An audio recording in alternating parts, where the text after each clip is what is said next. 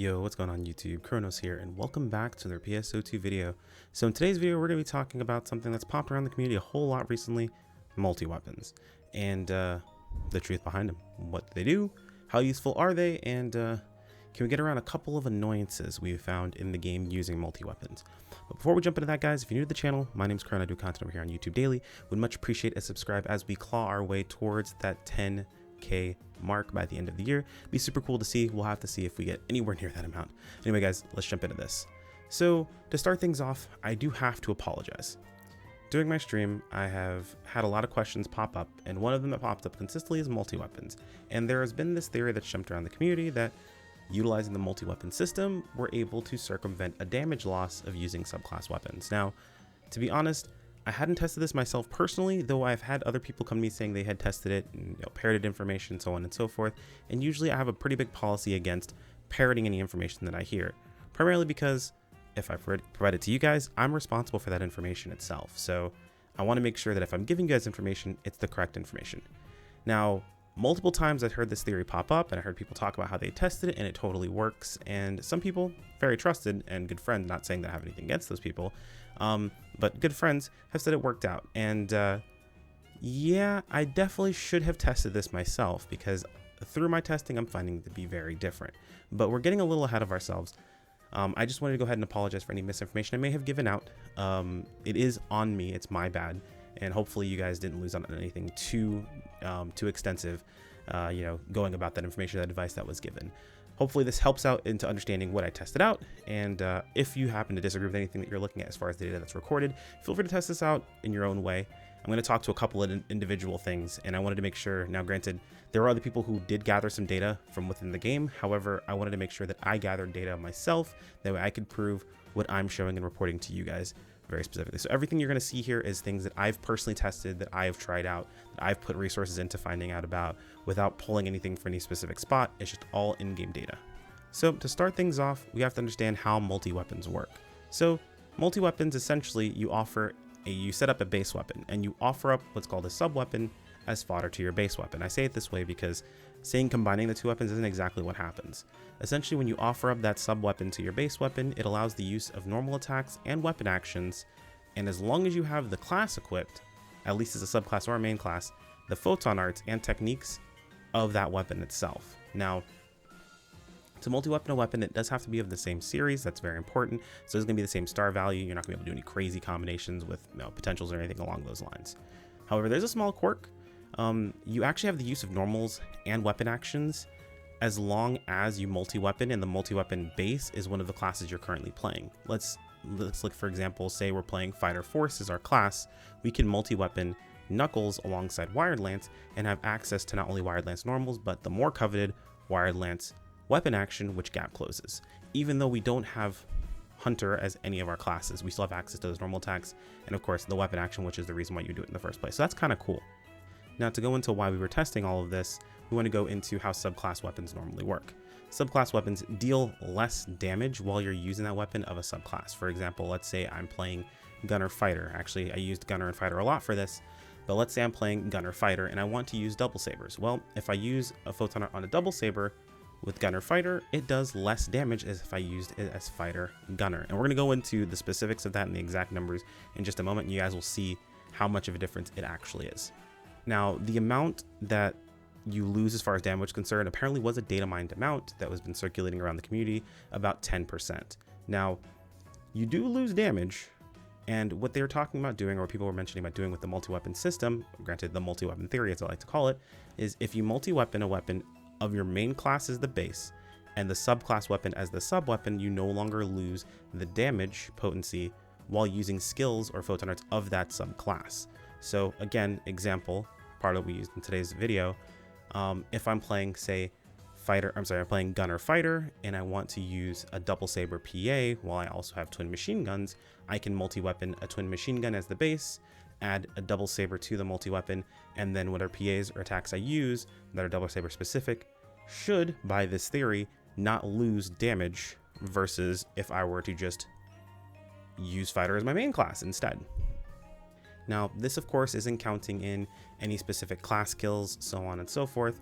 Part of what we did here in the testing was we actually made sure to baseline ourselves as much as possible. So no units were equipped. We had no buffs, no food buffs or anything along those lines. We only used 1-star prim weapons that had no augments on them whatsoever.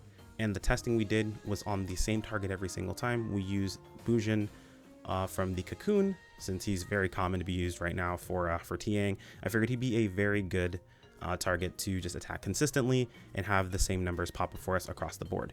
We did specifically always stop once we got Bujin's first like pseudo break / knockdown. You kind of see a bit of a flash happen and he knocks down for like a split second, then he gets up and starts attacking. Every time that happened, we went ahead and reset the instance. What we were basically going for was a crit. So the way crits work in this game are crits are always exact damage there. So the game has a damage variance itself. So when I say damage variance, I say basically whenever you deal damage, you roll a number between your damage variance amount. Now let's say your damage variance amount is like 7 to 10. Whenever you deal damage, you roll a number between 7 and 10, and that's how your actual damage gets calculated. Now what crit does is it rolls that max number. Apparently it rolls the max number and then multiplies it by a certain amount with potency. I don't know what that potency amount is, but we do know that it does roll the max number and is the same across the board every single time. And that's what we're counting on. That's what we actually need here as far as testing is concerned. So now we have a basis. We know what weapons we're using, we know what we're fighting, and we know what we're seeking out. Here comes the hard part.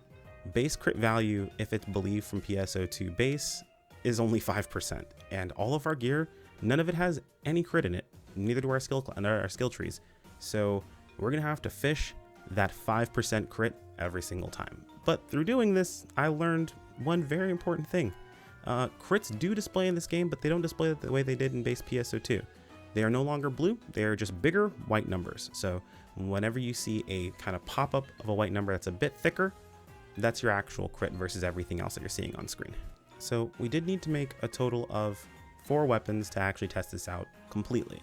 What we did was we got just a prim double saber, nothing on it. We made a prim double saber, added on a prim TMG. We took a prim TMG, added on a prim double saber, so we had a multi-weapons of both ends, as well as we had a TMG by itself, and I'll explain why in just a moment. So the first thing we tested was Fighter Gunner, starting out using just the prim double saber to start. We went ahead and we were testing Julian Dance, the first set of Julian Dance. We all know it's crazy powerful right now. If you don't know, I'm going to talk about it in a later video, but it is insanely strong right now. But it's a single hit. It's very easy to use. We can just spam it and look for that crit, basically fish the crit that we're looking for. Now, I'll admit, my first test felt a little bit unnecessary. I wanted to make sure I had enough data across the board to cover any possible variance situation. So what I did is I started with just the basic double saber while playing Fighter Gunner, so it should be more or less our highest amount of damage. We tried it and we got a damage number of 261 as our crit. Pretty solid. Now in theory, to make this test easier, what I could have done is just immediately jump to Gunner Fighter, then take a base double saber, test it out with a TMG with a double saber added on, and a double saber with a TMG added on. If what we're saying is to be believed, the TMG with the double saber added on should do more damage than just the double saber by itself. Or if there's some sort of crazy, cross process that has to happen, maybe the double saber with the TMG added on would do more damage. But again, I wanted to test every possible variance just in case there was something else I might have missed, so I just left all of this in together. So after testing the Julian crit with just the double saber by itself, we moved on to testing out the double saber plus the TMG added on, and then testing out the TMG plus the double saber added on. To be honest, they all crit for the exact same amount, 261. That realistically doesn't tell me a whole lot other than all of the weapons were treated exactly the same. They still were treated as whenever I used the double saber PA, it was just a double saber. Nothing changed. It didn't matter that TMG was first, nor did it matter that the double saber was first. They all crit the exact same amount.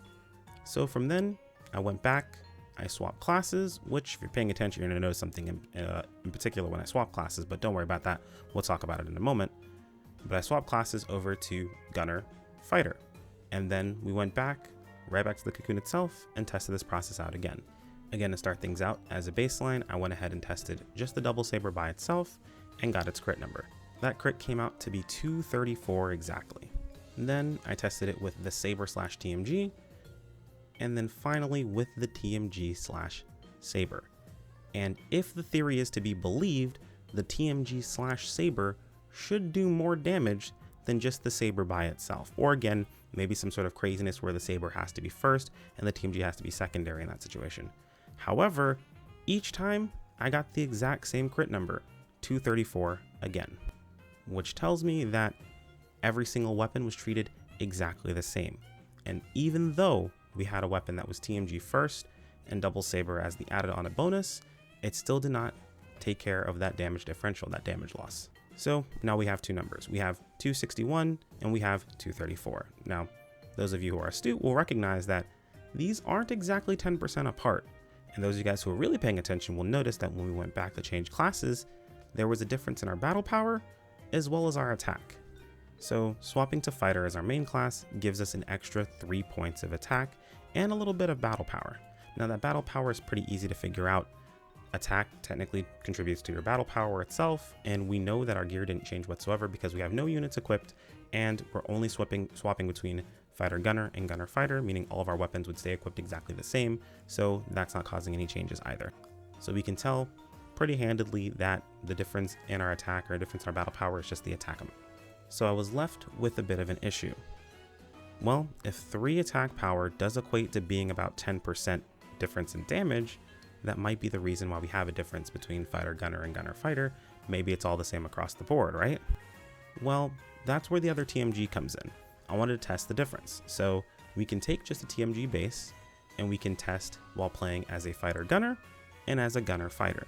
While playing as a gunner fighter, in theory, your ability should technically be stronger than playing as a fighter gunner. However, if the opposite is to be believed, and that 3 extra damage is that full 10%, then technically, as a fighter gunner, you should deal more damage with those TMGs. So, jump back over the cocoon, tested it out. And the difference in damage, what we saw, was roughly about 8%. As a fighter gunner, our TMG crit only hit for about 87, but as a gunner fighter, our TMG crit hit for about 94. Now that damage differential does put us about 8%, so it brings us back to thinking, well, it's not 10%, right? But maybe, just maybe, if we look into rounding, that damage differential could be that extra 3 that we're looking at. Basically, the difference in damage between gunner fighter and fighter gunner is still 10%, but because fighter gunner has the extra 3 points of attack, it's actually moving it a little bit closer than normally would be. So it brings it up to 8%, which would make sense being that the difference between gunner fighter and fighter gunner when we were testing double saber PAs was about 10 to 11%. So that extra 3 points in attack might have skewed that number slightly as well, bringing us back to one number that's been popping around all over the place in the community, and that number would be a difference of 10% damage. And because that difference of 10% damage exists and is not changed by the multi-weapon system whatsoever, at least in my opinion, that pretty much closes out the theory. Does multi-weapons allow you to circumvent that 10% damage if you main weapon, or if you use the main weapon of your main class as a base and then add the secondary weapon or sub-weapon for your subclass? The answer is no, it doesn't circumvent it. However, there is one more possibility that I haven't tested personally, and I'm sure someone out there will. Techs also exist, and there is a good possibility that techs could work differently. However, I need to level those classes or my other classes to level 20 before I can test those out on my own. At the time right now, I only happen to have fighter and gunner capped out, so those are the only 2 that I can test using, and I've only made 2 multi-weapons to do this process. I do happen to have the resources, so I went ahead and just bit the bullet, made 2 multi-weapons I'm not going to use for anything else, only just for this testing process. So hopefully this helps you guys out in trying to figure out how you want to build your classes and move forward. It does kind of suck that it doesn't work this way. I was kind of hoping it did, to be honest, because it would have been pretty cool if you could circumvent that damage loss by using the multi-weapon system and still be able to use weapons fairly powerfully. But it does look like if you are going to be using weapons of your subclass, there is going to be a damage loss and there is not much else you can do about it. At least not through anything to do with the weapons by themselves. Now, it's worth mentioning in game, in the help menu itself, it does talk about there being a difference in potencies for subclasses. However, that's more than likely referring specifically to class skills, because it does mention class skills in that text, and they do show within the skill tree that class skills do have a difference in potency values if you're main class versus subclass. That's probably what that's talking about, but I did want to speak to it in case it did come up in conversation. But to be honest, guys, that about covers it. Hopefully this helps out. Again, I do deeply apologize. I'm not a really big fan of spreading. I mean, honestly, I really dislike spreading any misinformation. So I'm glad I went ahead and took the time to test this out. It took a couple of hours, but definitely worth the time put into it. And there can be more testing that's done with this. I just tested what I happen to have access to right now. As time goes on, I'll test out the other classes as well. Maybe we'll see other variances that actually work out. And honestly, maybe this is supposed to work differently. Maybe Sega did want this to work and it's just bugged and it's not working. We'll have to see, and I can't put it past that being the case. But as always, guys, a like on the video is appreciated. Absolve your half your ad block, the other half is absolved by subscribing. Both are completely free and they do help me out a ton. If you want to keep up with content like this, make sure to click on the bell icon to be notified of videos as they go live, as well as community posts. And join us over in Discord or follow me over on Twitter for notifications via those 2 avenues. Don't forget to comment if you're part of the End Gang, guys. Also, if you happen to have your own theories or things you've tested out, feel free to go ahead and comment those in the comments below. I'll be more than happy to take a look at your data. I'd love to find out that maybe I'm wrong about something and this is super, super cool and we can do some crazy stuff with multi-weapons. But as of right now, it's not looking like that's the case. Though there are some other cool things you can do with multi-weapons. We're going to talk about that in a different video, guys. I'm rambling as it is, but I'll see you in the next video. Take care. Peace out.